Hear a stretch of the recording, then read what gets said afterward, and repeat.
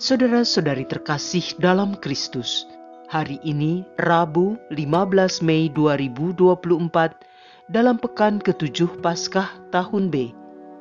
Bacaan dibawakan oleh Maria Clara, Mazmur dilantunkan oleh Lydia Hanafi, dan renungan ditulis oleh Christina Niko. Selamat menekuni Sabda Allah.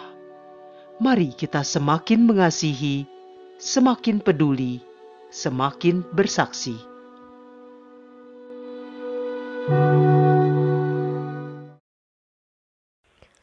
Dalam nama Bapa dan Putra dan Roh Kudus. Amin. Bapa yang Maha Pengasih dan Penyayang, puji syukur kami haturkan kepadamu atas segala rahmat yang boleh kami terima dan nikmati pada hari ini. Bapa, Engkau sangat mengasihi kami, bahkan rela memberikan putramu yang Kau kasihi demi keselamatan kami. Bantu kami agar tidak menyia-nyiakan kesempatan dan cinta yang Kau tawarkan bagi keselamatan jiwa kami.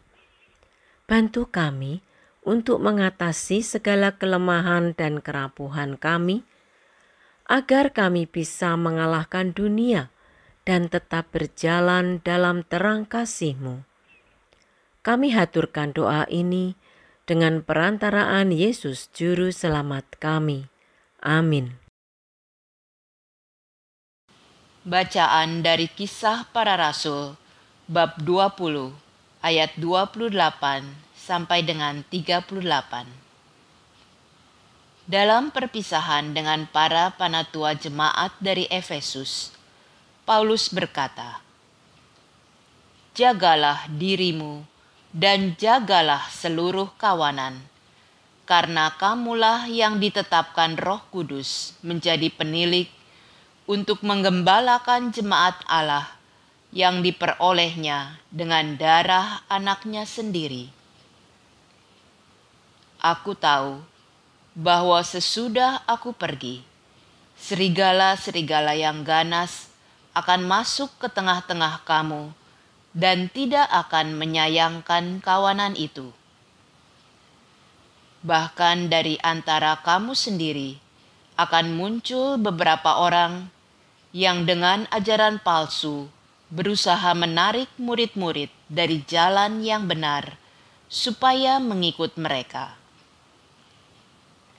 Sebab itu, berjaga-jagalah dan ingatlah bahwa aku 3 tahun lamanya, siang malam, dengan tiada berhenti-hentinya, menasehati kamu masing-masing dengan mencucurkan air mata. Dan sekarang aku menyerahkan kamu kepada Tuhan dan kepada firman kasih karunia-Nya yang berkuasa membangun kamu dan berkuasa pula menganugerahkan kepada kamu bagian yang ditentukan bagi semua orang yang telah dikuduskan. Perak atau emas atau pakaian tidak pernah aku ingini dari siapapun juga. Kamu sendiri tahu bahwa dengan tanganku sendiri, aku telah bekerja untuk memenuhi keperluanku dan keperluan kawan-kawan seperjalananku. Dalam segala sesuatu, telah kuberikan contoh kepada kamu bahwa dengan bekerja demikian, kita harus membantu orang-orang yang lemah dan harus mengingat perkataan Tuhan Yesus, sebab Ia sendiri telah mengatakan, "Adalah lebih berbahagia memberi daripada menerima." Sesudah mengucapkan kata-kata itu, Paulus berlutut dan berdoa bersama-sama dengan mereka semua. Maka menangislah mereka semua tersedu-sedu, dan sambil memeluk Paulus, mereka berulang-ulang mencium dia.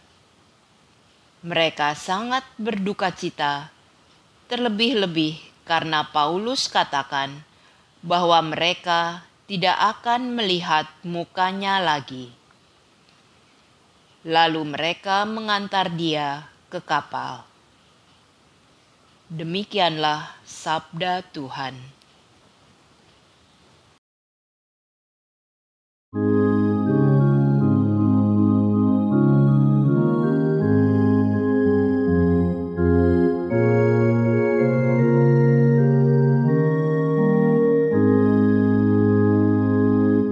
Hai kerajaan-kerajaan bumi, menyanyilah bagi Allah. Kerahkanlah kekuasaan-Mu, ya Allah. Tunjukkanlah kekuatan-Mu, ya Allah. Engkau yang telah bertindak bagi kami demi bait-Mu di Yerusalem. Raja-raja menyampaikan persembahan kepadamu. Hai kerajaan-kerajaan bumi, menyanyilah bagi Allah. Hai kerajaan-kerajaan bumi, menyanyilah bagi Allah. Bermazmurlah bagi Tuhan, bagi Dia yang berkendaraan melintasi langit purbakala. Perhatikanlah, Ia memperdengarkan suaranya yang dahsyat. Akuilah kekuatan Allah. Hai kerajaan-kerajaan bumi, menyanyilah bagi Allah. Kemegahannya ada di atas Israel, kekuatannya di dalam awan-awan. Terpujilah Allah. Hai kerajaan-kerajaan bumi, menyanyilah bagi Allah.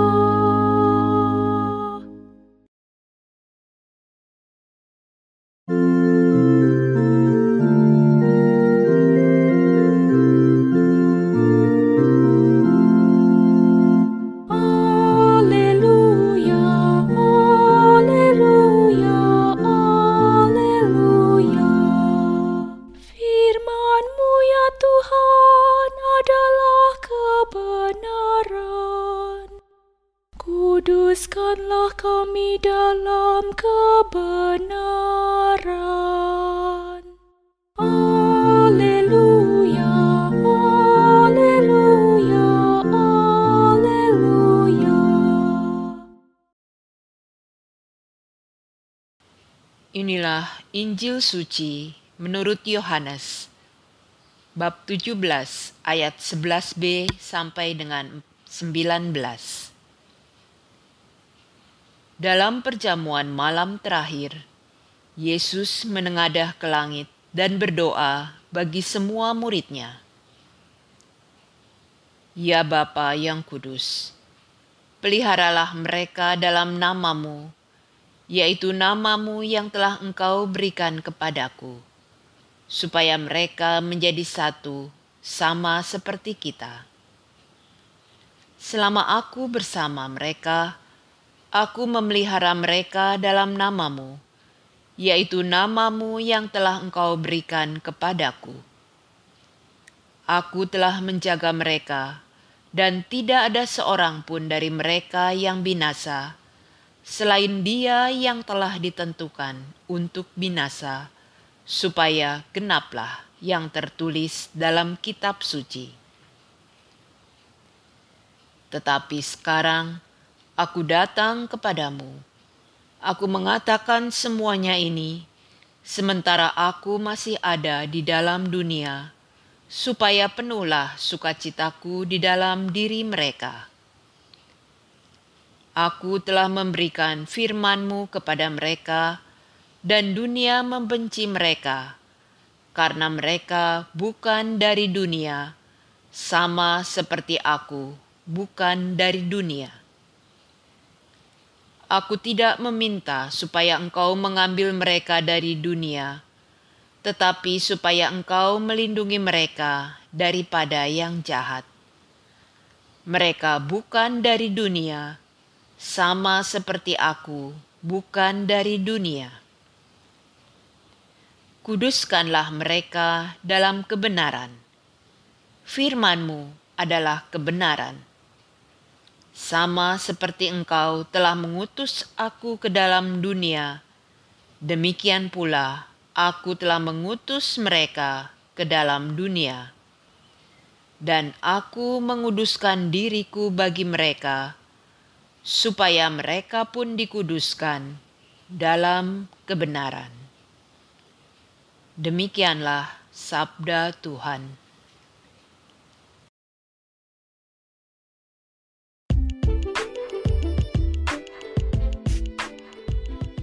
Di doa ibu, ku dengar ada namaku disebut. Renungan dibawakan oleh Sirila Cahyoyanti.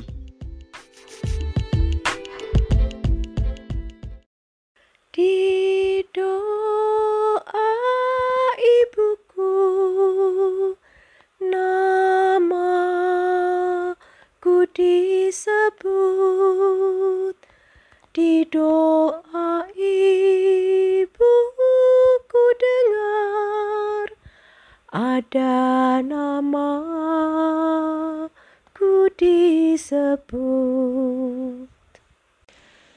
Setiap kali kita mendengar lagu ini, ada haru yang muncul dalam hati kita.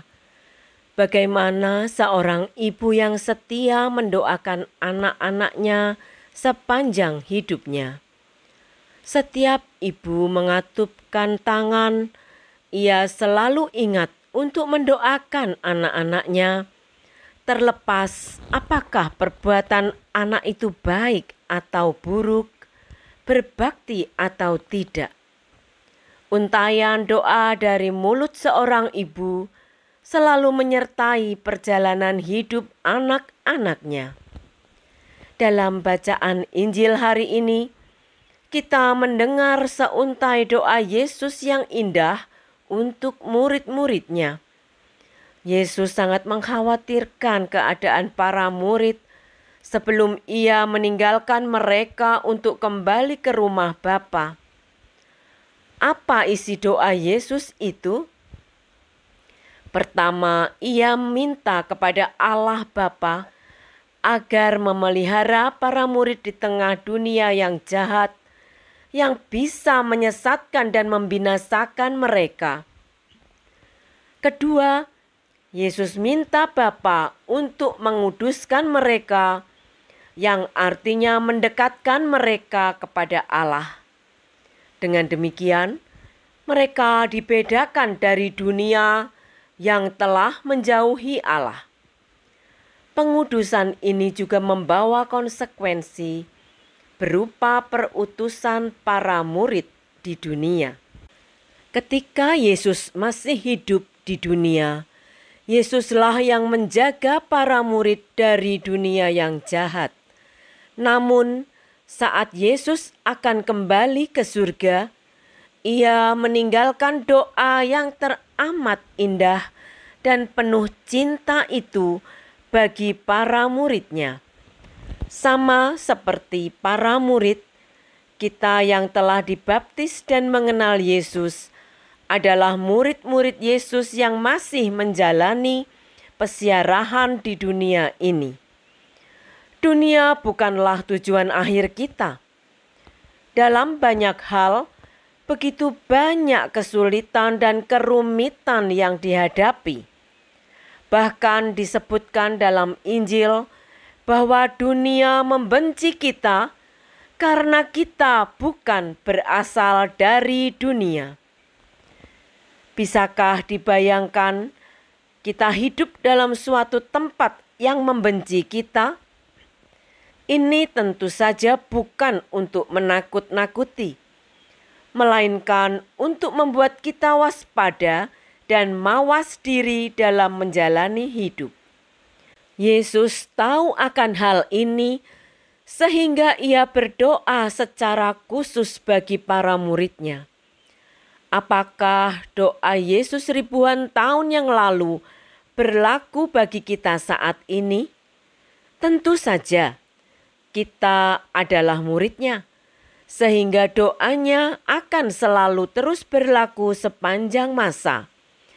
Yesus sangat mencintai kita, bahkan ia rela menyerahkan nyawanya bagi kita. Jangan pernah lupakan itu dan ukirkanlah hal itu dalam hati dan pikiran kita.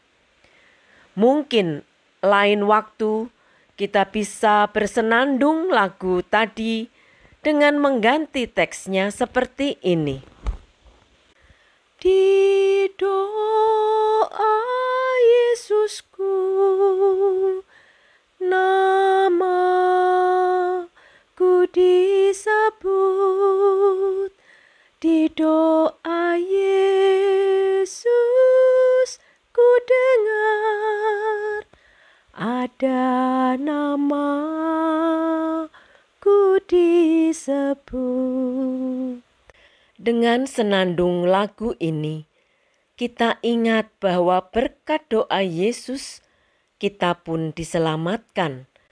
Berbahagialah kita yang percaya, karena berkat pemeliharaan dari Bapa kita, para murid Yesus masa kini tidak hanya selamat, melainkan juga berhasil dalam perutusan kita di tengah dunia.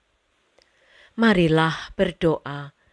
Terima kasih ya Yesusku, karena Engkau mengasihi kami para murid-Mu dan tak henti-hentinya menjaga setiap langkah hidup kami.